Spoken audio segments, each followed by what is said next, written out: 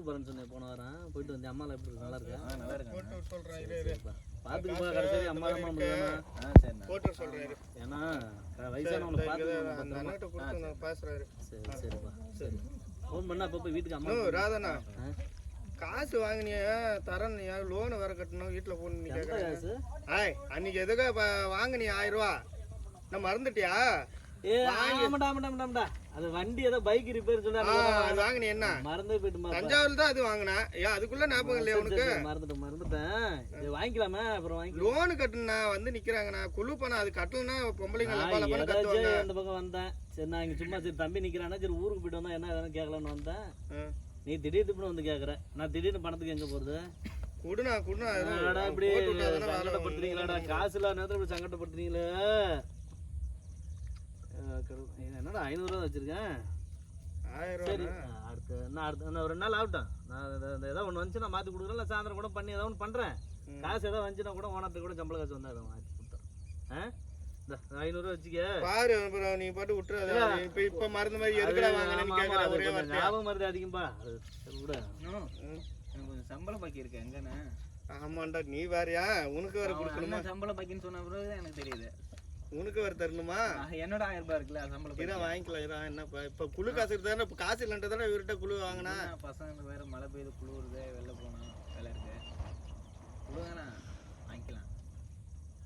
இன்னும் ஒரு மணி நேரம் கழிச்சு வாங்கிறியா என்ன இப்படியே இப்பயே உன்ன இந்த போறான்ப்பா ஓ கடவுளே இப்போ என்ன எல்லாத்தையும் சிக்கல்ல மாட்டிக்கிட்டேன் நான் என்ன பண்றது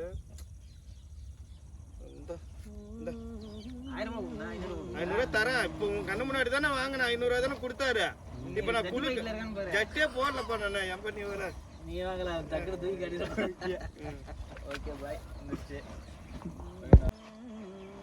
தம்பி மாட்டியாடா பம்பர் கட்ட மண்டையா டேய்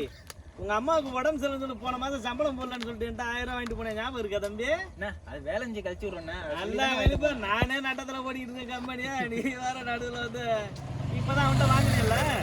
500 ரூபாய் தானே கொடுத்தாரு அவரு போதும் இங்க கடனை கூட நானே வச்சிருந்த காசு இவன்ட்ட கொடுத்துட்டு நான் போச்சு கும்பாங்க நானும் கடைக்கு போற வேலை எனக்கு கடைக்கு போற வேலை இருக்கிறா தம்பி அண்ணனை புரிஞ்சுக்கிறேன் வயசான காசு வாங்கி இப்படி சுத்தி போகுது சரி பரவாயில்ல 500 ரூபாய் 500 ரூபாய் சம்பளத்துல கழிச்சிங்க 500 ரூபாய் இருக்கு திரும்பவும் சம்பளத்துலயா 500 ரூபாய் தானே இருக்கா பணம் வரப்போகுது அவ்வளோதான் ஓகேவா சரி ரைட்டு அப்போ 2 நாள் ரெடி பண்ணி தரேன் விடுங்க 2 நாள் கறந்தா கரெக்டும் பார்த்துக்கணும் விடு என்னண்ணா 10 நாள் கழிச்சு தரேன்னா 500 ரூபாய் என்ன இப்போ அப்படியே எதிர்க்கிற